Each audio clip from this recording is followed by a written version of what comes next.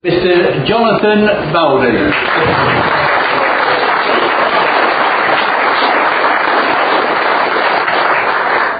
Fame at last. I was going to auction the wine, but the wine's disappeared, so I've come up for nothing. But now to start off, I do have, and this is all for the party, that I get nothing for it, various DVDs of me speaking, although some of you will have seen me speaking before in Blackpool and in Blackburn. These were done by people down in the southeast. People should always be notified. Alan Bailey is on the back here. He's a short chap with no hair, so you'll see him sat next to me. One of his relatives was Sir Oswald Mosley's bodyguard a long time ago in the East End of London. Lynn Green did the photography, and I think somebody called Danny Southall did the design, so they should all be mentioned. Now, driving through Manchester earlier on, you can see what's happened to this city. You can see what's happened to many other of our great industrial and post-industrial cities. They are in terminal and endless decline. They are full of immigrants. Their social amenities are rotting away. They have Labour-rotten borough leaderships that only represent themselves and small cliques and related circles. There's going to be quite a bit of activity in the gay zone, or gay village, down in the centre of Manchester now, because civil partnerships have just become law. So there'll be quite a few pseudo-wedding ceremonies down there, no doubt. Because, unfortunately, the American model prevails in our declining metropolitan and municipal areas. So what's happening is that as the white population, working class and middle class, because Manchester's middle class went to Cheshire, as everyone knows, a long time ago, which is why there isn't a Tory virtually anywhere in the city at representative level, they've gone, and the white working class is partly left and has partly spread out to get away from the immigrant concentrations in the centre. But just like these cities in the US, like Atlanta and others, that went down the toilet for a while, there was an attempt to revive them, with rinky-dink flats for yuppies right in the centre, with warehouse apartments and blocks, with alternative society and scene-type zones, such as the one I mentioned before, and for sort of alternative white left types to drift back into the centre of the city and enjoy, in a sense, the slight decadent frisson in relation to what it's become. And they spend a lot of money, they tend to be single people, and they revive, in inverted commas, the decaying centres of urban areas as they go down. And it's happened in the United States for the last 40 years. The United States imprisons 2 million people. 2 million at any one time. And 80% of those in prison are black or of mixed race. The average life expectancy of a black male in an American city, particularly in Washington DC, which is also the capital of a worldwide empire, is 26 and a half. That's their average lifespan, given a mixture of gun crime, gangster rap, crack cocaine, methamphetamine, car chases, and so on and so forth. They're also policed essentially by their own kind, because nobody else wants to. Now, Manchester and Liverpool and Birmingham, where there was interracial rioting that just totally excluded us recently, I don't know if you noticed, but Asian and black gangs took parts of the city over for an entire weekend and rioted against each other, attacking the police, attacking all civic amenities. It gradually died down. This was allegedly over an incident that was spread by dissidents and illegal or illicit radio stations, which sort of broadcast with sort of rasta DJs from the backs of people's flats and this sort of thing, and are periodically raided by the police. There's one of them in Manchester. One of these late night things, which is a Muslim radio station, partly pirate, maybe a few grants as well. They've just been fined £125,000 for racial incitement. But I'm not aware of which group they were inciting hostility against. It may have been Afro-Caribbeans, may have been Jews, I'm not sure. But as you can see, in relation to those events in Birmingham and partly elsewhere, we've been completely excluded. When there was a panel of people to discuss this inter-ethnic violence, there virtually wasn't a white individual on it. Because, of course, what's happened is people have come from all over the world and they've brought their beefs, they've brought their grievances, they've brought their feuds, and they act them out here on our streets. I was in Manchester about a year after the racial rioting occurred in sort of 1980, 81, when Whitelaw, who was then Thatcher's sort of interior minister, as they say in France, said it had nothing to do with race at all. Large areas of Liverpool and a bit of Bristol as well, and Manchester all went up, were all torched as various gangs and others fought with themselves, fought with the Greater Manchester Police. Nothing to do with race. Property prices went down so you could buy a council house of the terrace type, of the sort that appears on the credits of Coronation Street for £1,800, for £2,500, for £4,000 in parts of Gorton and Moss Side where the riots occurred. But it had nothing to do, you understand, with race. And partly, these people were rioting amongst themselves. But when I was in Manchester, on the Oxford Road, which is at the heart of one of the biggest educational districts in Western Europe, I saw two Iranian groups, because the Iranian Revolution had just happened. And one of them was marching up and down, screaming Khomeini, Khomeini, because they were supporting the new Iranian president who'd just flown in on a jumbo from France, where he'd been in exile from the Shah, a regime backed by ourselves and the United States of America. And Iran is important, because Iran is going to figure a great deal in the news in the next year to 2 years. So much so that, in my opinion, it will basically replace Iraq about a year and a half to 2 years from now. But there was another Iranian group on the Oxford Road as well, and they were members of the Mujahideen, which is a left-wing faction that was then backed by Iraq. And they were ranting against Khomeini and against the Islamic Republic. And the Greater Manchester Police were holding them apart. And I thought to myself, here are two Iranian factions, in their terms, right and left. In their terms, theocratic and religious, and anti-religious or secular. But what are they doing, fighting their brawls in the middle of Manchester, in the middle of one of our formerly great northwestern cities? And the reason is they've become part of the centre of Manchester, and they brought their wars, beefs and disputes, internal and external, here. And that's 25 years ago. There's been quite a bit of immigration into this conurbation and elsewhere over the last quarter of a century. Now, Iran is important because it's dangerous to make political predictions in meetings. But I'm going to make one. And I'm going to say that in the next 18 months there will be a devastating attack on Iran and on their nuclear facilities, which they're building under the mountains in the sort of southwestern part of the country.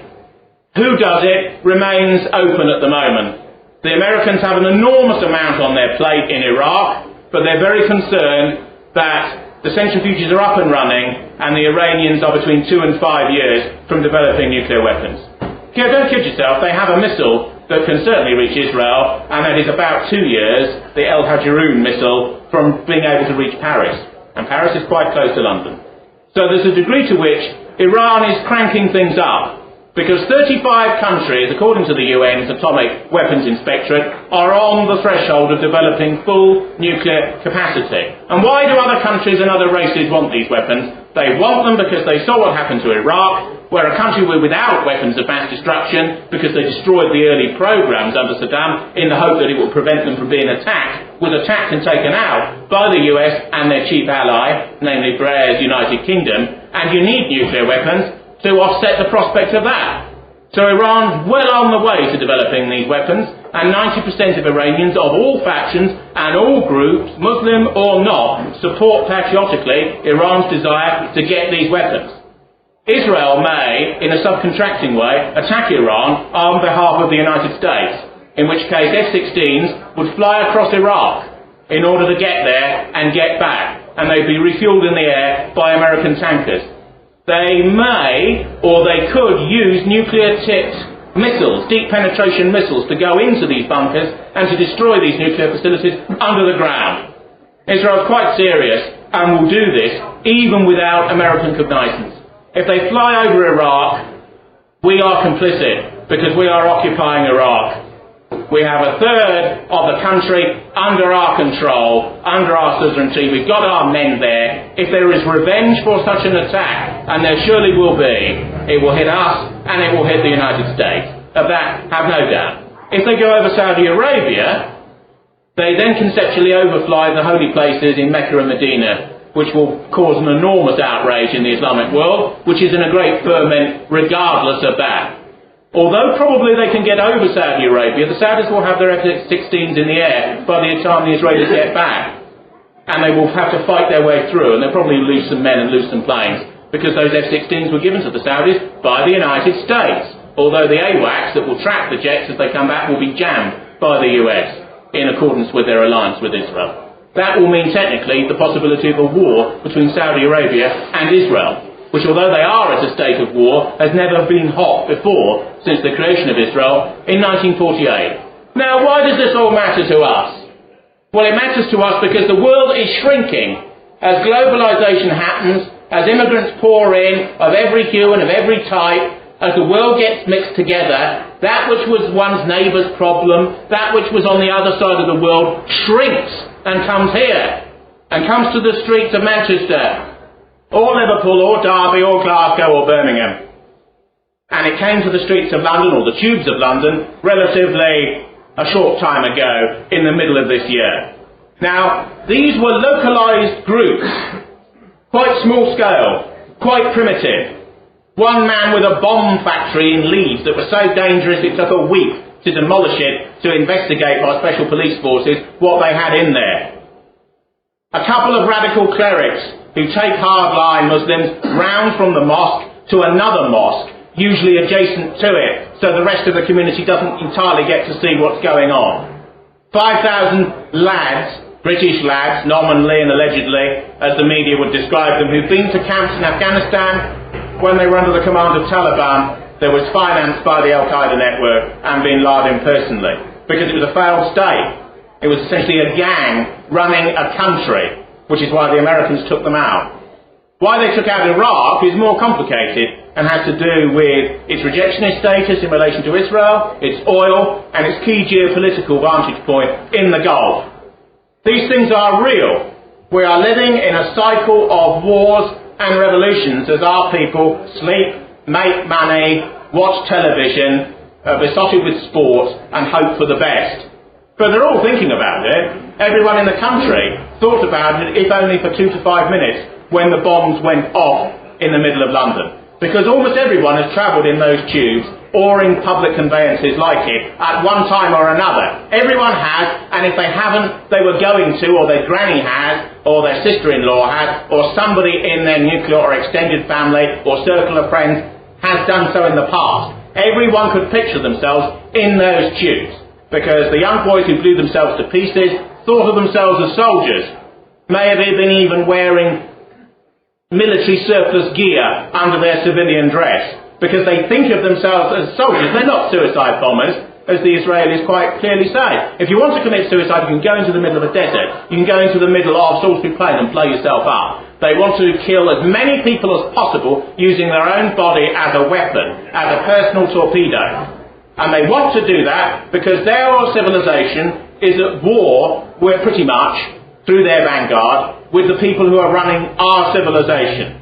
Now, why has this occurred? Every time you turn on the news, radio or television, the first 10 minutes are all about war, bombings, suicide bombings, more chaos in Iraq, people being strung up here, Western hostages, Bush says this, Israel threatens more bombings, Iran threatens to wipe Israel out. It's the first 10 minutes of almost every news item. But hardly any politician, from Blair down and around, ever comes forward to our people and says why this has occurred. Why are we partly at war with the Islamic civilization? Why have they been nominally attacking the West for the last quarter of a century? And why, in a sense, does the West fear them? And yet, alternatively, has allowed millions of them to settle in Western societies. In France, just over the Channel, there was mass rioting of a sort that this country has rarely, if ever, seen, which went on at its epicentre for 2 weeks in the suburbs of Paris. In the last 5 years, according to TF1, which is the BBC One channel in France, 30,000 cars have been burnt out in the suburbs. Now, when we think of suburbs, we think of leafy areas that the middle classes have gone to live in to get away from the mass immigration which has occurred in the inner city districts of most of our big cities. They deny that they've done that, but everyone knows that they have. However, in France, it's the other way around. Relatively rich and bourgeois people live in the centre, and the suburbs are for those who couldn't escape and for the immigrants. And they really are shut off, and they're zones, and they're worlds of their own. I once bought a map, because I was in Paris in '86, and you fold it out, this is one of these tourist maps, and the centre of the city is beautifully marked. All the buildings, the Ile de Napoleon, where the great galleries are, where the great municipal structures are, but the suburbs are just a grey splodge, just a sort of grey smear around the central district, and that's where the immigrants are. There are 5 million Arab Muslims in France. 5 million. And most of them come from Tunisia, they come from Morocco, they come from Algeria, where France has an enormous history of war and revolution. In the early 1960s, the French government was almost overthrown by a right-wing officer's plot, if you like, from Algeria, involving a secret organisation within their own army, called the Secret Army Organisation, or OAS. Now, Monsieur Le Pen was a colonel in the paratroop regiment that fought in that war. Between 350,000 and 1.2 million Algerians allegedly died in that war. It's a big war, very destructive. It's just on the margins of Europe. Millions of Algerians live in France. They're people who've fallen out with various regimes set up by Algerian nationalists who are known as the FLN. And various elements of that society have gone to live in France as it's changed. 1.5 million white people lived in Algeria, which is what that war was all about. And they were forced out. 1.5 million French white people left within 2 weeks when the FLN came in the early 1960s. Within 2 weeks. Many of them torched their businesses before they left. And they left with everything they had. They're called colons. They're called pieds noirs, Blackfeet, because they were in North Africa. Many of them settled back in Marseille and in the southern parts of France. 70 to 80% of them and their children and their descendants vote for the Front National. The Front National support has gone up 5% since these riots. There is a very right-wing Gaullist Minister of the Interior called Sarkozy. He's described some of the rioting immigrants in terms which can't be used on a platform like this because it's blatantly illegal. But Sarkozy's deal and his intention is to stop Le Pen, as he admits to his own circle. Don't forget, the last presidential election in France wasn't left against right, wasn't one moderate against another, it was right against radical right, and the left voted for the less right-wing candidate to keep him out. Make no bones about it, France is near the brink. It's on the Security Council, it was a nominal winner in the Second World War, it's got nuclear weapons, in some ways its economic model is in trouble, but still functions. It's a powerful Western society, but it's seen better days. 20% of the French Fifth Republic's population are, in the broadest of terms, non-white. Now, the BBC sent a journalist to meet the gangs who were torching the cars and rioting with the Central Riot Squad in the districts of Paris known as the suburbs. And they found a spokesman who came forward with his little woolly hat on, and he was from Algeria, and he shakes hands in the French way before he gives his spiel. And he said, "We hate France. We've got no hope here, we've got no jobs, they won't let us integrate, we don't want to integrate. We're with Islam. We're with Osama," a name he probably hadn't even heard a year or two before, but he's got off Western media. He said, somebody's got a Quran here, and one of them came out with it, holding it the wrong way round. And that sort of thing. We're at war with you. We're at war with the centre of the cities. We're at war. You ought to vote for people like Le Pen. Because we're at war with a lot of you. And his mates were around him, sort of cheering him, egging him on. Bravo, little claps, you know. This sort of thing. And what they've done, these lads, is they've internalised much larger disputes which are global, which they're getting off the media. They get on their sort of third-generation mobiles, which they've stolen from some bourgeois woman in the centre of Paris, because most of these gangs are criminal gangs. They get pictures from Chechnya. They get pictures of Western troops being beheaded, and this sort of thing, which you can take down off various sites on the internet. And they think it's a weed, you see. It's their form of gangster rap. They think it's funny. They think it's amusing.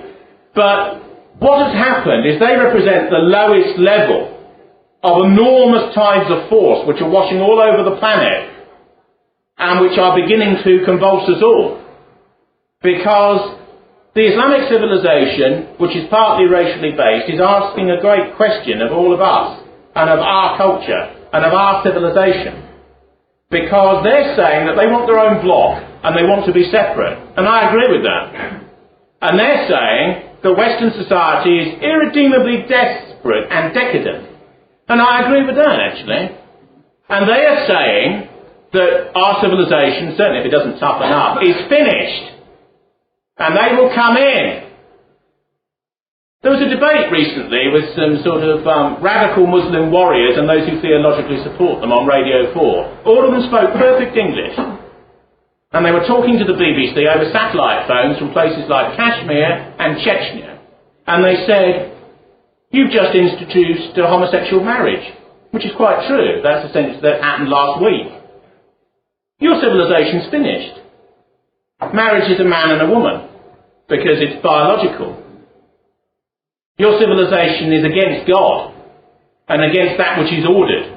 And it will finish.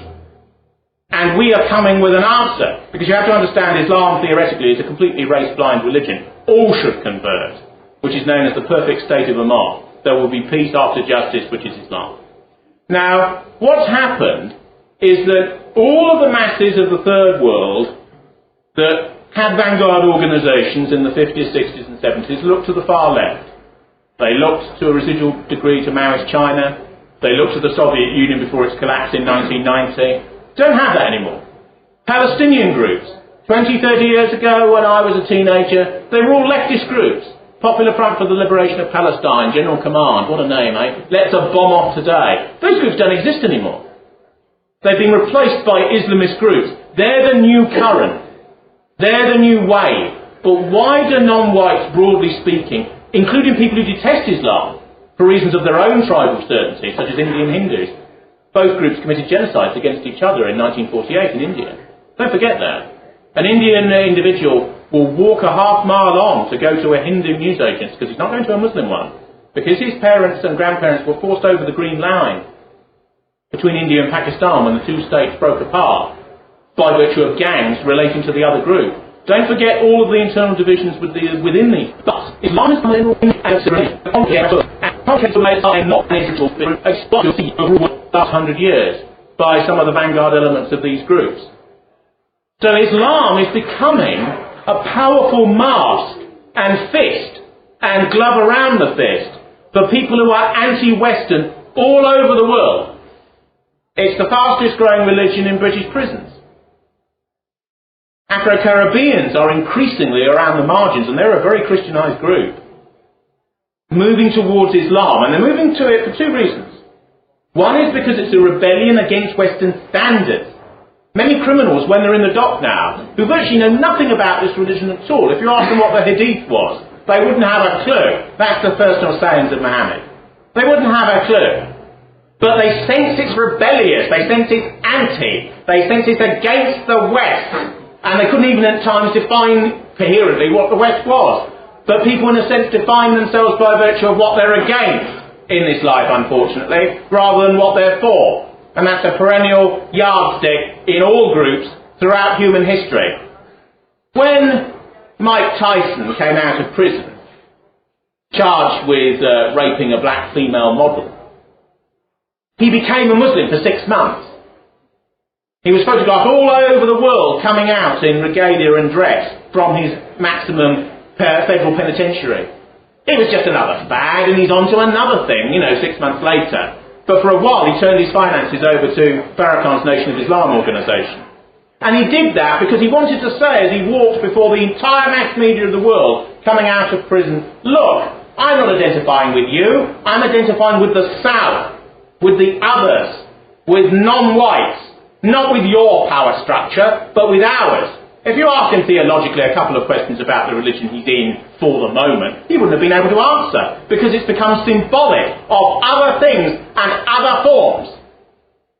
But it's very powerful, because religion's far more powerful than politics, far more powerful than even national ideology at times, because it provides a structure for people to live and die within. It gives ultimate meaning and sanction, particularly to violence, because it is rooted in belief. What do our people believe in now?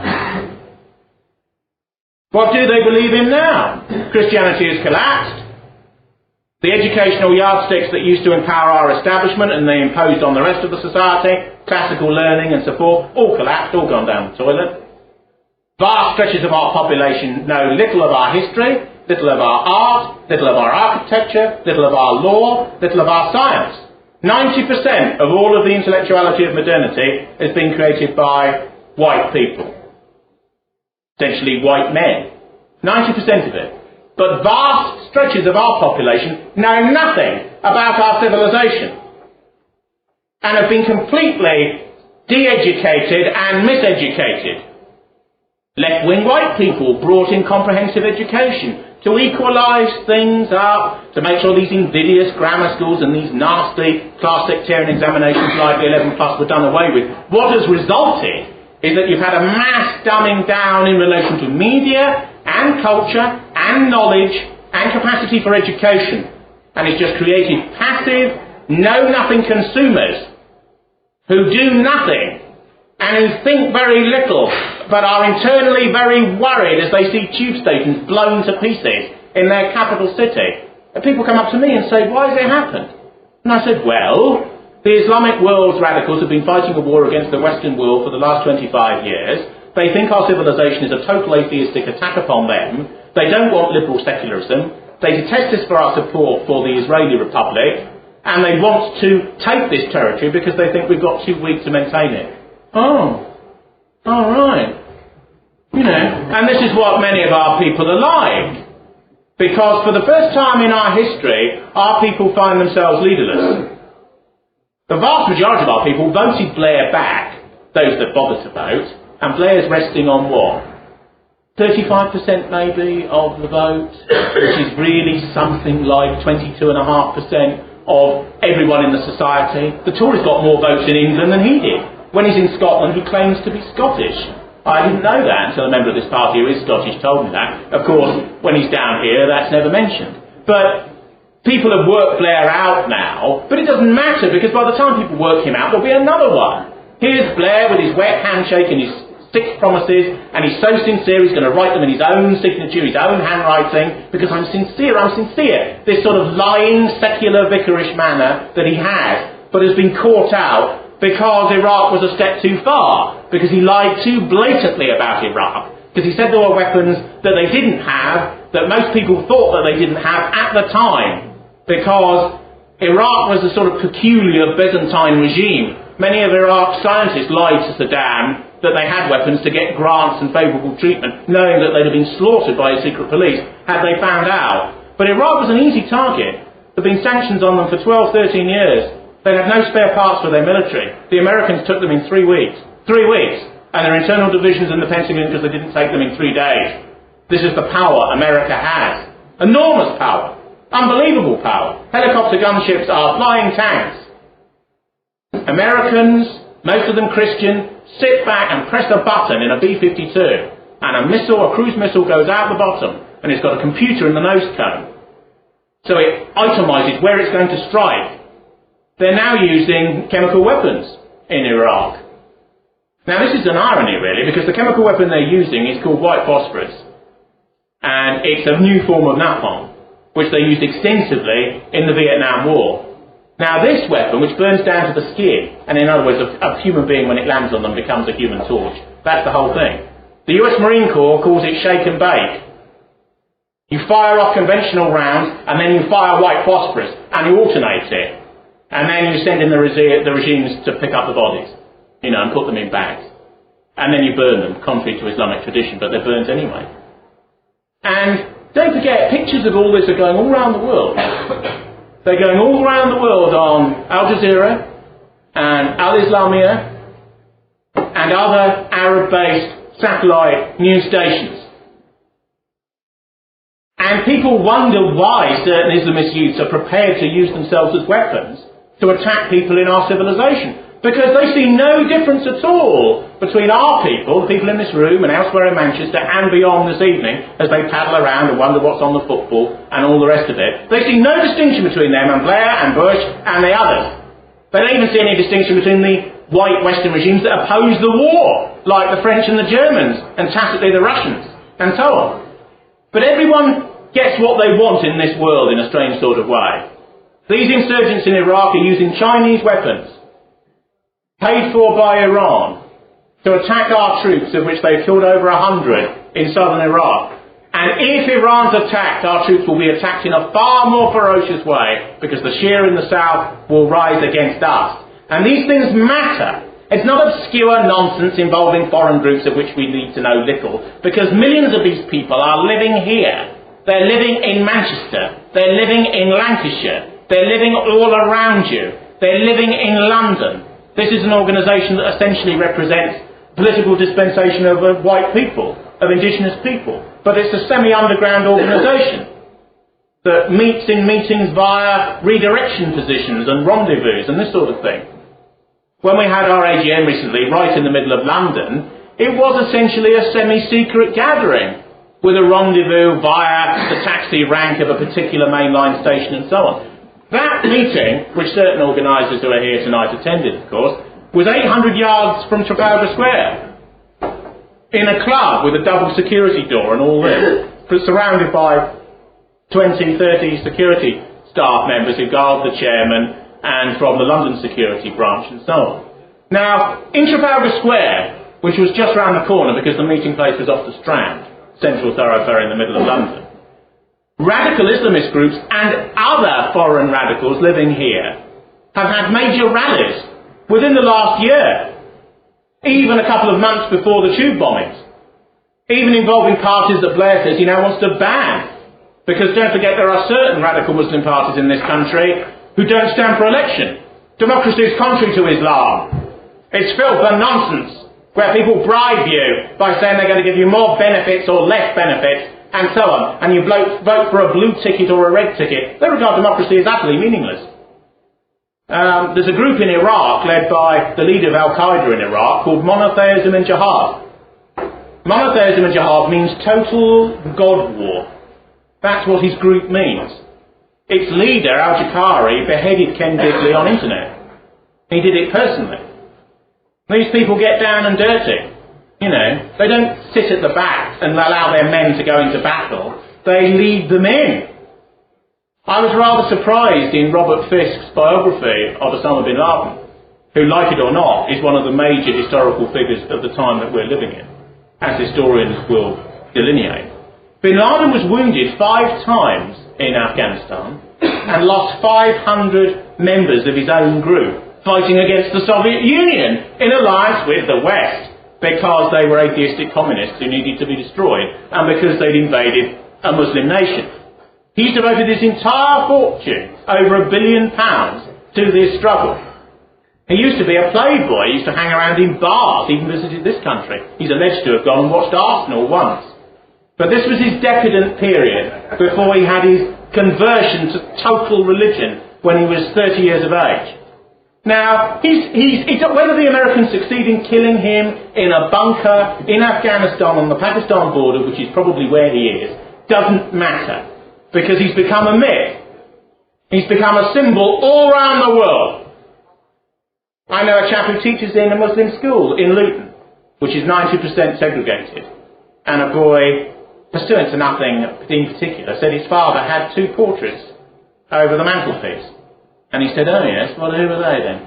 And one was a Saddam Hussein, this was before the Iraq War, and another was Osama bin Laden. This is just a chap living in Luton. A third of all Pakistani boys have Osama in their name. Why? Because he's a hero, that's why. Because he attacked New York. Because he attacked America. Because, indirectly, he attacked London. But it's not mindless violence and nihilism, even though it seems to be that in the first instance. They are saying that they want a different form of life to us. And they've got a right not to bomb us, but to say they want to be different. Because I don't believe, and this party doesn't believe, in universalism. It doesn't believe that we're all the same. They are different, and they have a right to be different, because they are racially different for the most part from ourselves. And they culturalise that spiritually differently from us. No white people ever convert to a religion like Islam without force. The only people who have converted are in the Balkans. And they were converted either because they were in sects where Islam offered them a better deal than the Orthodox and the Catholics around them, or because it was at the point of a sword. But people don't stay with something if it's just forced on them, because there is a truth there. And Muslims believe that without God there is no meaning. There is no personality, there is no individuality. That's why they'll sacrifice their own individual lives. It doesn't mean anything. To die for the faith is better than to live with dishonour. Fisk asked Osama in this interview that they had in this sort of bunker in Afghanistan, he said, what about somebody who steals and whose hand is cut off? What's your view of that? And Osama bin Laden, who's quite an educated man in his way, remained silent for 2 minutes. They were all completely silent around him. And then he said, the true Muslim would put his hand forward for it to be removed, because he knows in his heart that he is nothing and the religion is all. So it's the logic of totality. It is a totalitarian belief system. It is in some ways the most quote-unquote right-wing and authoritarian religion on earth. It tells you which hand to eat food with, which hand to wipe yourself with, how to pray, how to kneel, how to make love to your wives. Osama bin Laden's got 16 wives at the moment, and he's had 167 children, all of whom are warriors of the faith. And they would despise, this is a society that's had, what? On the most conservative figures, 3.25 million abortions since the late 1960s. And they would say to us, it's just another symbol of your decadence and of your decline. If you don't want family life, if you don't want children, if you don't revere and honour them, we will replace you. This is what they're saying. And many of our people seem utterly blind to it in all circumstances. And there is a degree to which, and this is true of quite a lot of rightist and perennially minded people, and I'm not philosophically a perennialist, but many right-wing people are, actually admire elements of Islam for their belief, for their strength, for their ferocity, for their knowledge of who they are. Because unless we begin to recover as a people and as a nationality and as an ethnicity a sense of who we are and what we have achieved and what it means culturally, and until we reignite and reanimate forms of belief and consciousness in who and what we are, and when we stop being afraid, because fear and risk aversion is endemic with our people at the moment because they're moderately comfortable, many of them. But the group that conquered 1/4 of the planet is now in certain respects frightened. Their leadership has gone. Their soldiers strip naked and fight with each other illicitly whilst others look on dressed as women. And outside, people look at us and think, what are they doing, these people? I heard a Pakistani lawyer on the radio a couple of years ago, and he said, well, look, I'm an educated man, but we don't want the West. You turned against God, you're pro-homosexual, you've gone sex mad, all you care about is sport, your culture's gone down the drain, you don't marry anymore, you don't have any more children. I'm not racist, this is the chap on the radio, but look what you've done to yourselves. We don't want it for ours. And they're here. A significant proportion of immigrants have more conservative attitudes than our people. Because our people have got wet and soft and far too liberal, far too fluid, far too reflexive. The other point of view is always right. Oh, one should always listen to everything. The truth is in the middle, and so on, I knew I was in the Tory party for a long time, as people know. I know a whole crop of these new Tory MPs. I know them like people in this room. Gove, Goodman, all these people, I knew them. And you should hear what they said in private, as against what they're prepared to say in public. Gove said to me, Gove was an editor on the Times before he became an MP. He's not a totally important person, Gove said to me, well, it's a disaster what's happened in this country, isn't it? But we can't say so, and we can't do anything. And I said, well, why can't we say so, Michael? And he's Scottish originally, he's from Edinburgh. And why can't we do anything? He said, well, it's un-British to do anything. I said, it's un-British to do anything. He said, oh yes, it'll cause trouble. It'll lead to conflict. I said, this country was based on conflict and conquered 1/4 of the world. He said, but it's incorrect to say so. This bloke's a Tory MP. There's another chap called Paul Goodman who's become an MP. I was once at a dinner and Goodman was sat there. Goodman's a Jewish convert to Catholicism. He became a monk, but then he didn't like that. So he gave up and became a journalist, and now he's an MP. He wouldn't speak to me because somebody had told him I was a Nazi.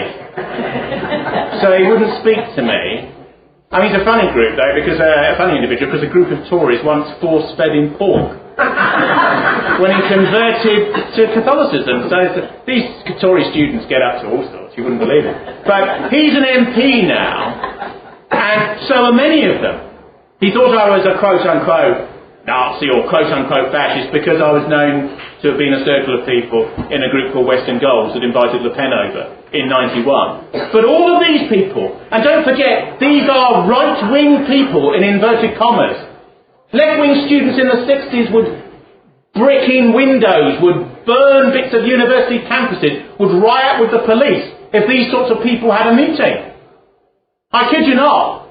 When Tebbit had meetings at polytechnics in London and so on, there was absolute riots in the 1980s. I seem to remember when the Jewish Home Secretary, Leon Britton, had a Manchester meeting at the NUS headquarters on the Oxford Road in Manchester, that there was enormous violence and the GMP battened the students down the steps and all this sort of thing in the early days of Thatcherism. These were the people they hated. These are the people who are around the Tory party now, because they were students then, they're middle-aged like me now. And they are as soft as putty, and they're frightened to say anything, and they're frightened to do anything. They'll oppose the euro, and that's about it. When their country is disappearing, when their cities are disappearing, when bombs are going off in their tube stations, and these people, these right-wingers, will do nothing, and will say nothing. And the people, and they hate this party, I can tell you for a fact, and they fear it. They fear the consequences of it getting somewhere, because there'll be no time for people like them. No. There'll be no time for people like them. And the problem, even with people whose instincts aren't too bad, and I had a conversation with William Hague when he was 18, and he said, we can't do anything, you know, it's all over. They wouldn't listen to Enoch, it's gone. You know, we need a colour-blind conservatism. And I said to him, well, you have to understand, William, that people perceive life differently because they are different. Because all groups and all individuals aren't equal. Because hierarchy is endemic. Because everything is based on nature. And if you go against nature, it will sweep you away. If you build a city on a floodplain and don't have any dams, it'll flood it out. If you begin your married life in a urinal in Manchester, you will die of a sexually transmitted disease. Nature will destroy you if you, over time, if you go against its norms, because all are rooted in it. And it is only when people realise these verities and realise that they must come forward to speak for them and to incarnate them that we will revive. Because we will revive. It's inevitable. Otherwise we will completely disappear. And our culture will be completely destroyed. A culture which has existed for thousands of years, which philosophically goes back to the sophists before Socrates, 2,500, 2,600, 2,700 years ago. It's not obscure stuff that only elitist snobs know about. It is the culture that all white people's sense of themselves is based upon ultimately. One of the reasons our religions and some of our structures have collapsed is because we think more than most other groups. We dialecticize more, we debate more. Most Muslims just kneel in the dust and accept what is given to them. But we won't do that. But what we have done as a civilization is we've made a crucial mistake. We've become confused. We've become undisciplined. We've become lax and liberal-minded because it's all so complicated once you open things up. When you begin to debate the meaning of life, what truth is, what justice is, what beauty is, what law is, what evil is, it's all so complicated. Christianity didn't prove to be completely factually accurate, so it's gone down the bin. And most of our people, in some ways, are the worst for the fact that it's gone. And it has gone. Look around you. I'm not a Christian, I never was. But there is a degree to which its collapse is a disaster for many of our people because it was a structure. And human beings need structure and order. And our people need a new elite. But it's only an elite which will come forward with vigour and with strength. Because now and around this time is the time. And the people who come forward now will become historical figures. Make no bones about it. And they will be understood as such by those around them. Most people fear people in this party. They're frightened to vote for it. I had a chap in a meeting once who said to me, will they find out if I vote for you? I said, who are they? They don't give a damn who you are and who you vote for. Vote who you want. Or for whomsoever you wish. Cowardice is endemic with people, but the people who are not cowards will live forever. Classics is no longer taught in any of our schools, except the most elite schools for the very rich. But there was a philosopher called Heraclitus, 2,500 years ago, who said that the cowardly die and phase out and fizzle out like a firework going out in the sand. But those with courage live forever, in the minds of other men and in posterity. And this party is, on the mainland anyway, the most courageous party in the country. It is. People may not think it, as others don't want to go out in the rain and the dark to leaflet in half-ethnic estates and so on. But the establishment is always aware of this party. They're always thinking about it. That's why it's not been mentioned in the media since the bombings, except for the chairman's court case in Leeds.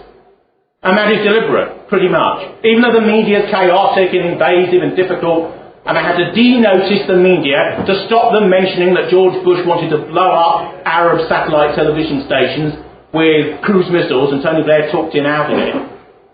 And I had to denotice that because the media is chaotic. But the media knows where its enemies are. And that's why the media devotes programmes to getting 17% of the vote in Dagenham. Because they're frightened. Because the liberal elite knows that their ideas are false and are untrue to nature.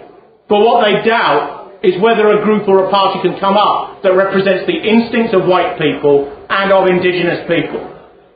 And the only party that will do so, forget little fragments to the left or right of this party, forget UKIP and the others, the only party that stands even amidst the welter of difficulties, any scintilla of a chance of reanimating our people and giving them new pride and governance and direction, is the British National Party. Thank you very much.